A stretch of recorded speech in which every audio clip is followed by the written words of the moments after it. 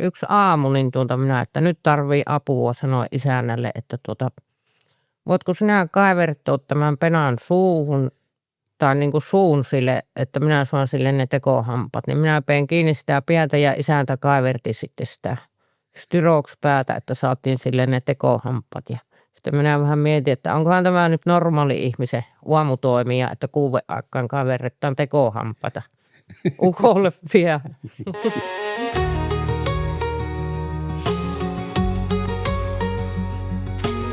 Tässä Kylien tarinoiden 4. jaksossa tapaamme itse taiteilijan Marjut Kauppisen, joka tunnetaan myös nimellä Romu Rinsessä. Marjut tekee taidetta romutavaroista ja hänen omintakeisia teoksiaan on nähtävillä täällä hänen kotitilalla Lapinlahden Varpaisjärvellä Onnelassa sekä kiertävissä näyttelyissä ympäri Suomen. Ohjelma tehdään yhteistyössä Pohjois-Savon kotisatuyhdistysten liiton kanssa. Minä olen Juhani Forsman. Terve, Marjut. Terve. Otetaan aluksi tämä sinun tilanteesi esille, eli kun teet taidetta ympäri vuoden ja talvi on sitä hiljaisempaa aikaa näyttelyiden osalta ja tämä vaikuttaa sitten sinun asemaan myös yrittäjänä ja nyt sinulla on tulkinnallinen juttu meneillään työviranomaisten kanssa, että onko se talviaika työntekoa vai ei, niin avaatko tätä tilannetta enemmän, että missä siinä nyt mennään ja mikä siinä on tällä hetkellä tilanne? Minä en tee talvella taidetta, koska minä en saa tehdä sitä, kun minä olen kesäajan vaan yrittäjä, minulla on kesällä toimintaa ja saan tuloja 2000 € ja sillä pitäisi pärjätä koko vuosi, kun ne kahtoo sen, että niin kuin olisin kokovuotinen yrittäjä. Minä en tee talvella taidetta, että ainoastaan kesäajalla. Mihin tämä asia on ratkeamassa? Ja miten se vaikuttaa sinun arkeen? No vaikuttaahan se arkeen. Talvella en saa tehdä mitään. Mä otan sohvalle ja töitä hakkeen. Ja se on nyt käsittelyssä 3. valitus tai se valitus on tehty siitä ja varmaan se on, ne vaatii sen 10 000 maksamaan toissavuotisia talven työttömyyskorvauksia. Mille tämä tuntuu, tämä tilanne? No ei kai siinä päivä kerralla ja kun eihän minä millään opilla saa sitä maksettua, jos minä saan kuussa työttömyyskassasta rahoja. Sitä pitäisi lyhentää, niin ehkä minä 30 kuussa voi lyhentää loppuelämän sitten sitä ja ei kai siinä. Ymmärsinkö oikein, että suunnittelu, vaikka taiteen suunnittelu talvella katsotaan työksi, vaikka sinulla ei olisi sitä taiteen tekemisestä minkäänlaisia tuloja, niin se silti vaikuttaa tilanteeseen. Eli on yksinkertaisesti järkevämpi olla tekemättä yhtään mitään ja hakkea niitä töitä. Kyllä. Ja tässäkin tapauksessa niin se oli joku luovuuskurssi, työttömyyskurssi, minnekä hain ja pääsin sinne työvoimapoliittinen koulutus, niin siellä sitten piti tehdä esitteitä. Ja minä teen esitteitä, niin näin kahtoi senkin, että se on ollut yrittämistä, kun minä olen tehnyt sillä kurssilla niitä esitteitä. Eli et saa niinku mitään, et saa mainostaa, et mitään saa. Toivottavasti tähän tilanteeseen tulee parannus jossakin vaiheessa. Kyllä. Tai sitä järkeistetään tätä käytäntöä. No sitten tähän taidepuoleen. Romu Rinsessä. Mistä nimi tulee? No sehän tullut, kun minä olin viriketoiminnan ohjaajana Varpaisjärvellä 17 vuotta, niin sitten mummojen kanssa käytiin retkellä tiellä aina Onnelassa katsomassa kaikkea. Ja joku minun köyhäytysteos oli tuolla ja kun mummo sitä ihmetteli ja kahtoi ja sanoi, että kyllä sinä olet melkoinen Romu Rinsessä. Siitä nappasit nimeä. Kyllä. Mikä oli oliko tuo se ensimmäinen vai vielä jos erikseen mietit sitä, että oliko tuo ensimmäinen teoksesi vai mitä pidät itse varsinaisena ensimmäisenä taideteoksena? No varmaan joku ikkunanpoka, mihinkä oli ruosteisia työkaluja ja kettinkiä ja muita laitellut, että Semmoinen se taisi olla se ensimmäinen. Sitten se mopo karkas käsistä. Niin, tässä teidän kotitilalla, niin täällä on kyllä paljon erilaista taidetta ja nimenomaan, kuten tässä nimikin viittaa, niin näistä romuista on tehty hienoja teoksia. Puhutaan niistä kohta lisää. Mikä sinulla nyt on työn alla? No minulla oli, just äsken sain valmiiksi, niin paistinpannuista tehtiin tuonne tien varteen kyltit, että tervetuloa onnella ja toisella puolella lukko, että näkemiin. Minä huomasin sen tervetuloa onnella ja ne oli eri värisiä nämä paistinpannut. Kyllä. Se herätti huomion kyllä tosi hyvin. Ja kaakelin paloilla on ne kirjaimet tehty, että ne ei ole maalattu niihin. Ja yksi kanssa, mikä pihapiirissä niin tarttui silmiini, niin olivat nämä pölykapselit. Mikäs niiden, siis niin kuin eli aitan seinällä Niin. Useita pölykapseleita, jotka ovat saaneet uusiokäytön sinun käsissäsi. Kerrotko niistä? No minä olen maalailu ja sitten liimailu niihin kaikkea. Pientä korua ja muuta, että nekin lähti siitä, kun se on vähän semmoinen katoava luonnonvara tuo pölykapseli. Sitten niitä aina löytyi tuolla, kun reissuttiin tuolla ympäri ämpäri, niin sitten aina nappasin talteen. Kun lähdet tekemään taidetta romuista, niin mikä siinä inspiroi? No varmaan ne esineet ja lähinnä se, että kun niin paljon on nykymaailmassa sitä romua, että miksi ostaa uutta ja uutta koko ajan lisää ja lisää, että vanhoista saa hyvin tehtyä. Miten nämä tavarat päätyvät sinulle?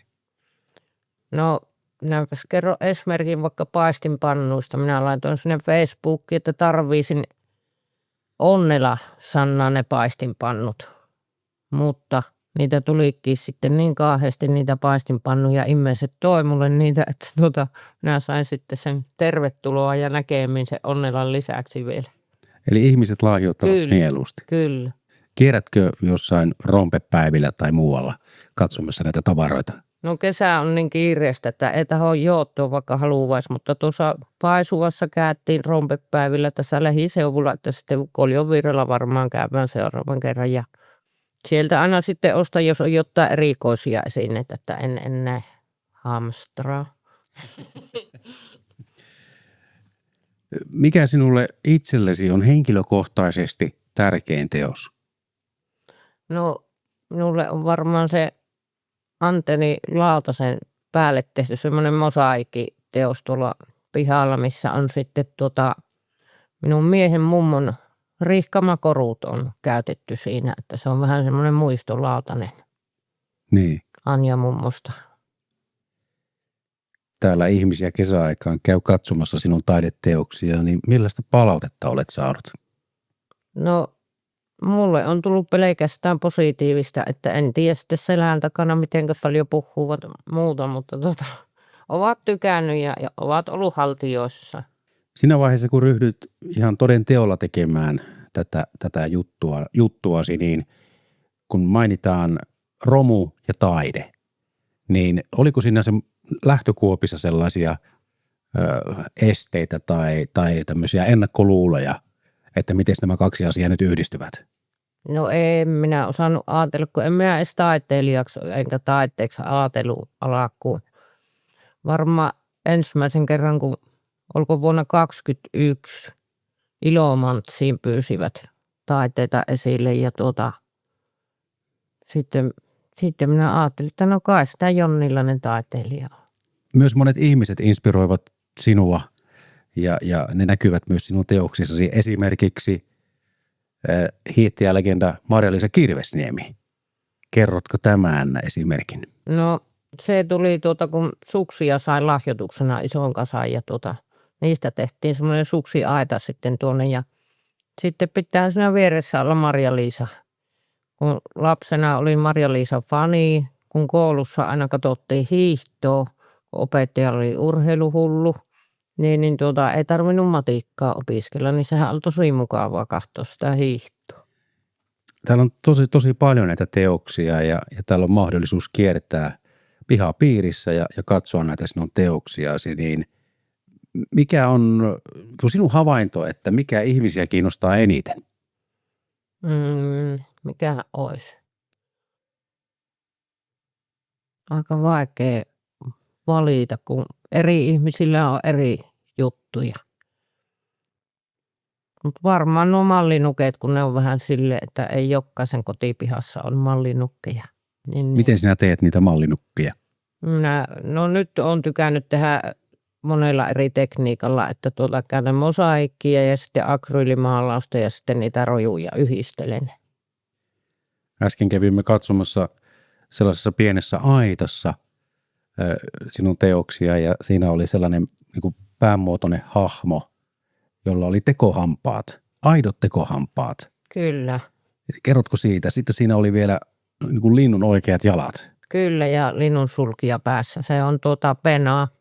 Penaa on käynyt Varkaudessakin näyttelyssä ja vaikka missä, niin penaalla ne tekohampaat laitettiin suuhun yksi aamu, niin minä, että nyt tarvii apua, sanoin isännälle, että voitko sinä kaivertaa tämän penan suuhun tai niin kuin suun sille, että minä saan sille ne tekohampaat, niin minä pein kiinni sitä päätä ja isäntä kaiverti sitten sitä styrokspäätä, että saatiin sille ne tekohampaat. Ja sitten minä vähän mietin, että onkohan tämä nyt normaali ihmisen aamutoimija, että 6 aikaan kaiverretaan tekohampaita ukolle vielä. No, millaisia havaintoja sinulla on, että miten ihmiset tähän sinun tekemiseen suhtautuvat? No kyllähän ne suuri osa varmaan nyt ihastellut ja tykkää, mutta kyllähän onhan niitä sitten semmoisiakin varmasti, jotka ajattelevat, että no kaikkea se kehtoo.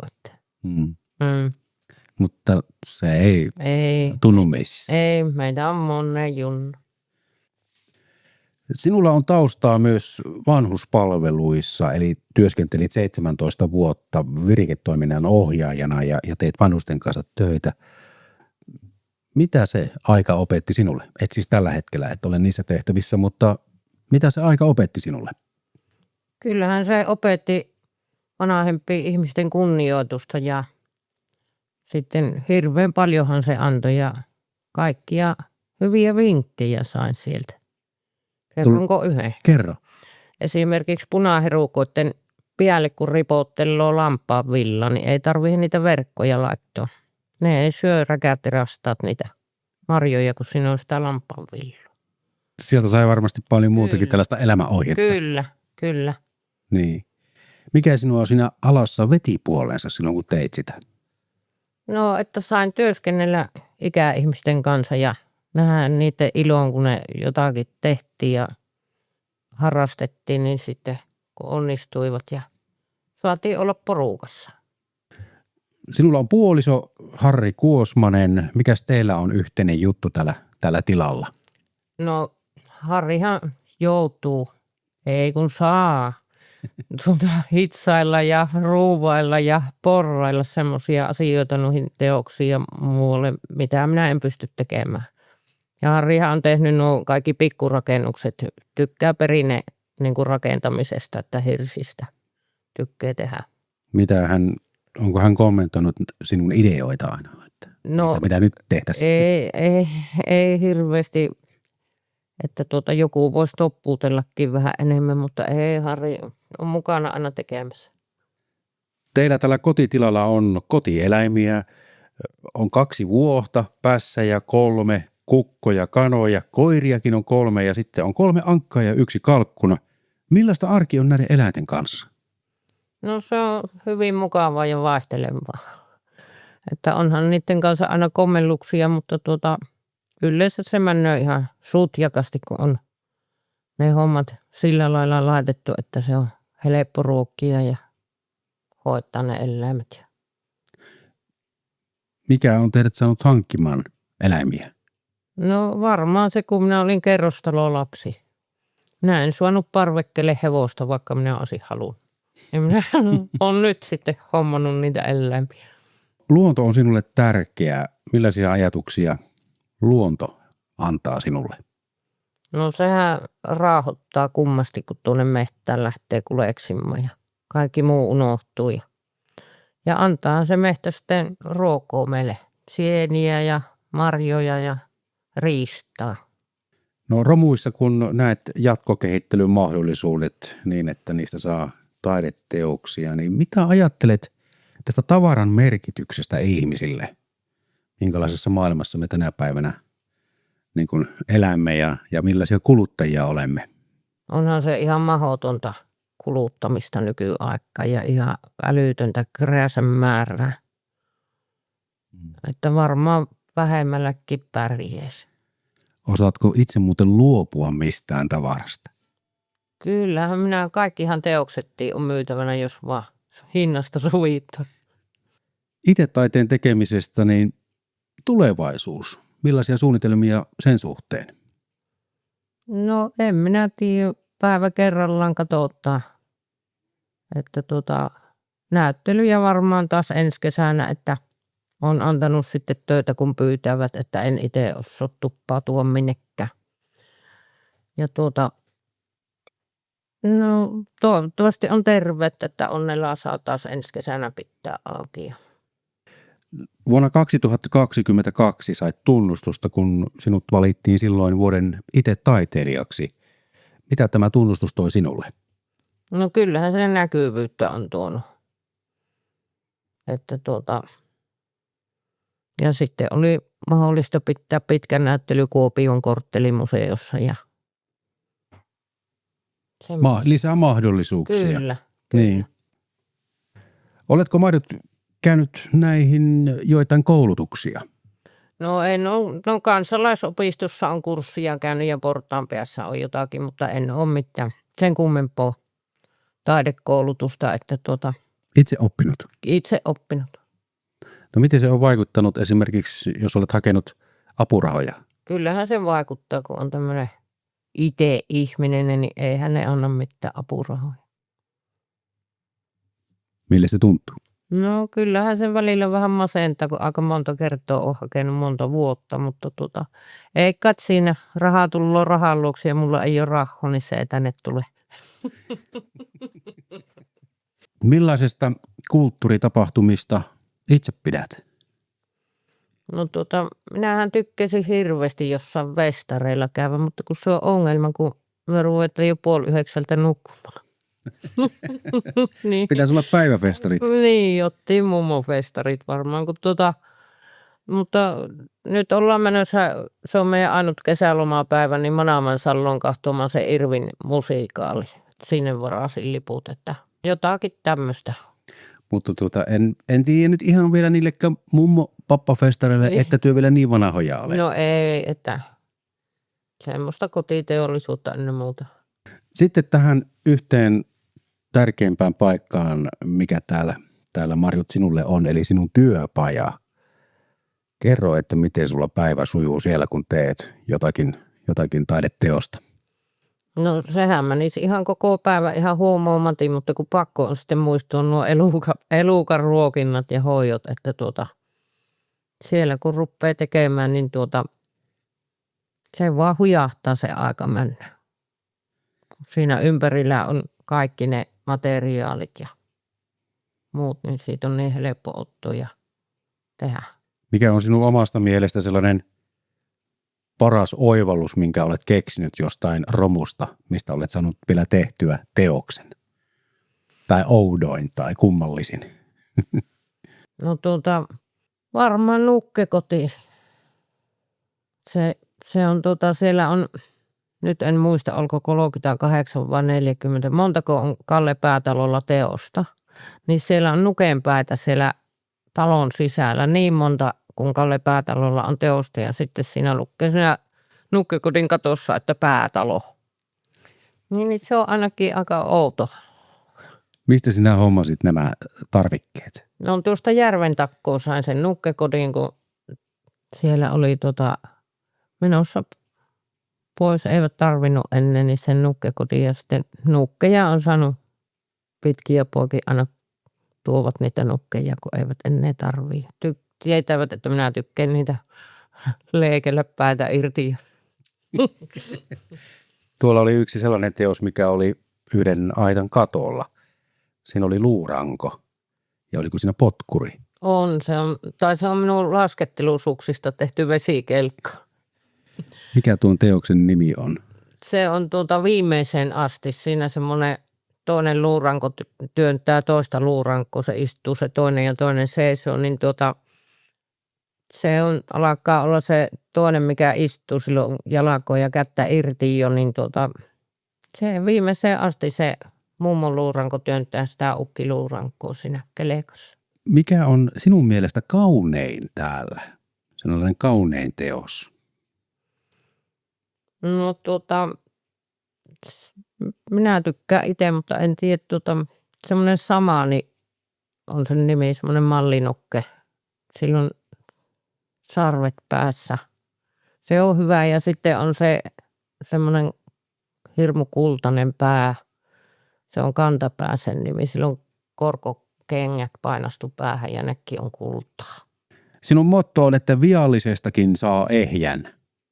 Onko se edelleen motto? Ainakin joskus on ollut tämä sinun motto. Se on. Että mullahan on tuossa nurkalla on esimerkiksi hirmu joukko noita puutarhahahmoja, tonttuja ja esineitä. Ja ne on ihmiset tuonut mulle, kun ne on ollut rikki ja minä olen korjannut ne ja ne on nyt tuossa niin kuin vähän eläkkeellä tuossa meidän nurkilla. Omalla tavallaan tämä luontoympäristö ja tietyllä tavalla metsän läheisyys tuo oman tunnelmansa tällaiseen itse taiteeseen ja Romu Rinsessa Marjut Kauppinen sinun teoksiin. Täällä ollaan niin jollain tavalla sen luonnon äärellä ja ytimessä. Kyllä. Se on vähän niin kuin semmoinen koko paketti tämä homma, että vähän niin kuin taide kuuluu siihen ja sitten tämä luonto ja sitten tämä omavaraisuus, kun mahdollisimman pitkälle yritetään olla omavaraisia. Kiitoksia Romu Rinsessa Marjut Kauppinen. Kiitos. Tässä Kylien tarinoiden jaksossa kuultiin, miten Marjutin hyvällä elämän asenteella ja luovuudella saa romuistakin taidetta. On hienoa, että kylillämme asuu ja vaikuttaa valovoimaisia persoonia, joiden tekeminen heijastuu kylien elämään. Tämä ohjelma tehdään yhteistyössä Pohjois-Savon kotisatuyhdistysten liiton kanssa. Kiitos kun kuuntelit.